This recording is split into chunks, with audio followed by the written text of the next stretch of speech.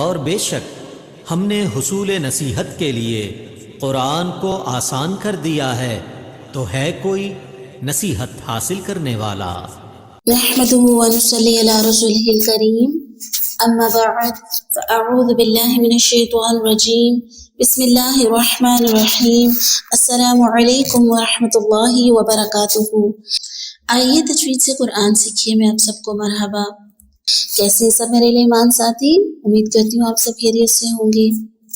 اللہ رب العزت سے دعا گو ہوں کہ اللہ آپ سب کو عافیت میں رکھے بھی دنیا والآخرہ، آپ کی طرف بڑھنے والے ہر شر کو خیر میں بدل دے۔ اللہ ہماری ذات کے شر سے دوسروں کو محفوظ فرمائے، آمین یا رب العالمین۔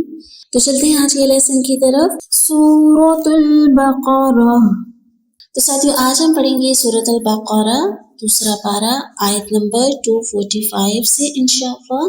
نکال لیجئے، سب تیار ہے نا؟ اعوذ باللہ من الشیطان الرجیم، بسم اللہ الرحمن الرحیم۔ من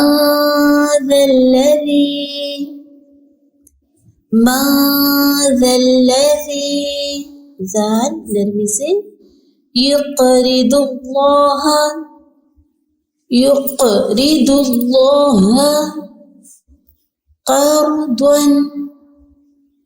قرضا حسنا فيضاعفه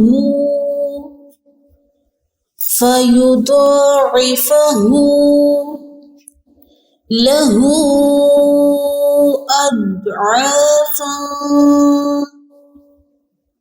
أضعافا كثيرة والله يقبض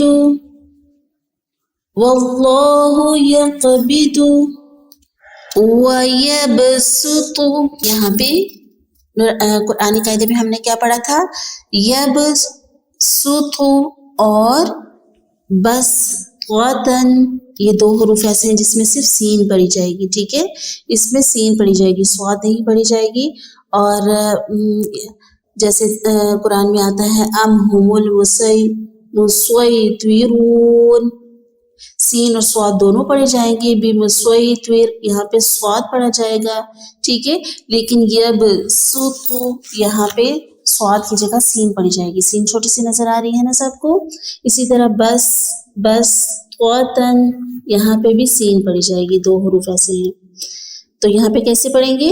وَيَبْسُطُ، سین میں باریک سیٹی کی آواز آتی ہے، صاد میں پر سیٹی کی آواز آتی ہے دونوں سیٹی والے حروف، لیکن ایک پر ہے صاد اور سین باریک سیٹی۔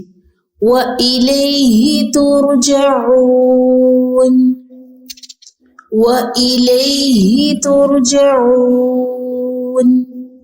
نیکسٹ آیت، أَلَمْ تَرَ إِلَى الْمَلَإِ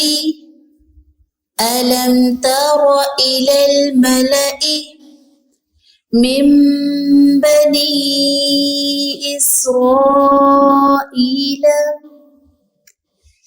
من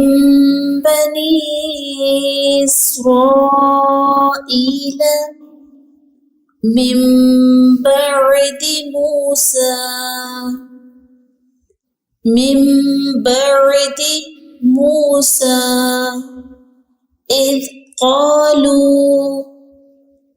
إذ قالوا لنبي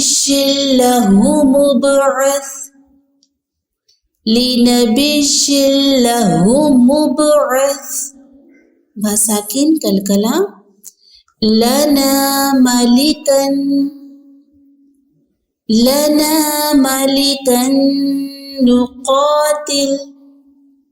نقاتل في سبيل الله قال هل عسيتم إن كتب عليكم القتال إن كتب عليكم القتال ألا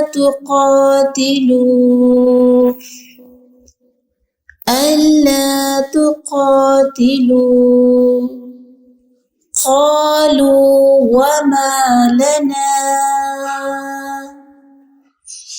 ألا نقاتل في سبيل الله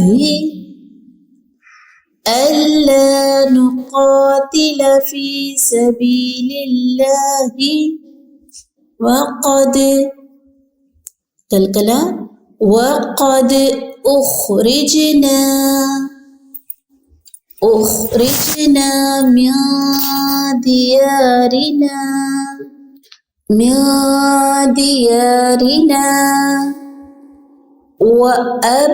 وأبنائنا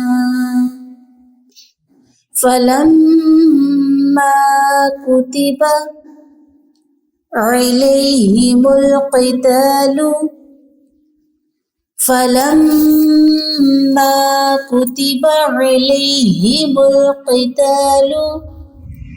तवल्लौ वाओ दोनों होंठों की ताना तमाम बुलाई तवल्लौ इल्ला क़लीलन मिनहुम वल्लाहु अलीमुम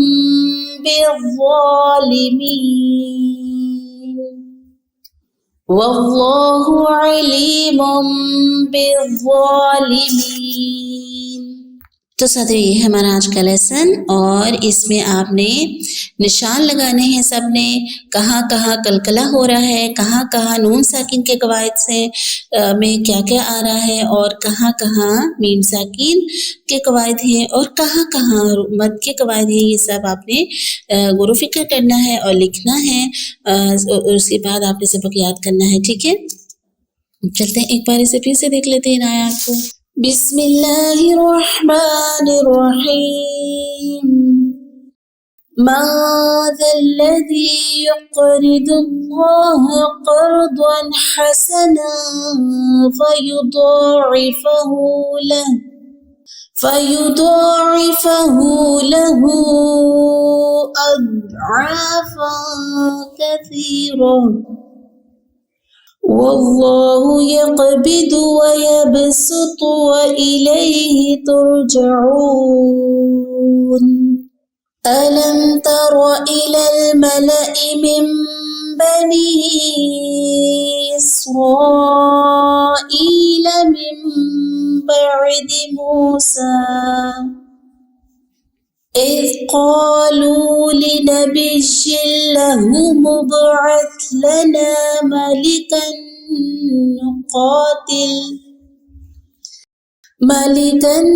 नुक़ातिल फ़ी सबीलिल्लाह क़ाल हल असैतुम इन कुतिब अलैकुमुल क़ितालु अल्ला तुक़ातिलू क़ालू वमा लना अल्ला नुक़ातिल फ़ी सबीलिल्लाह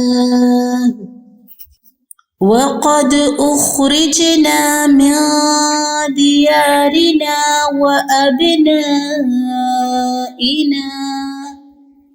फलम्मा कुतिबा अलैहिमुल क़ितालु तवल्लौ इल्ला क़लीलन मिनहुम वल्लाहु अलीमुम बिज़्ज़ालिमीन।